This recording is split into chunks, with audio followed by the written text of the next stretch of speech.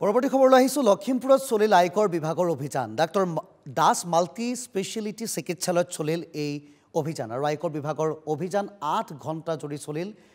Das nursing হোমতো দীৰ্ঘ সময় ধৰি চলিছিল অভিযান চিকিৎসালয়খনৰ কেছ কাউণ্টাৰত বহু সময় পৰীক্ষা নিৰীক্ষা কৰে দলটোৱে লখিমপুৰ আৰক্ষীৰ সহযোগত চলে আয়কৰ বিভাগৰ এই বিশেষ অভিযান আৰু আয়কৰ বিভাগৰ দলটো কলকাতা আৰু গুৱাহাটীৰ আছিল বুলি জানিব পৰা গৈছে কিন্তু কিহৰ বাবে এই অভিযান চলিছিল কেনে ধৰণৰ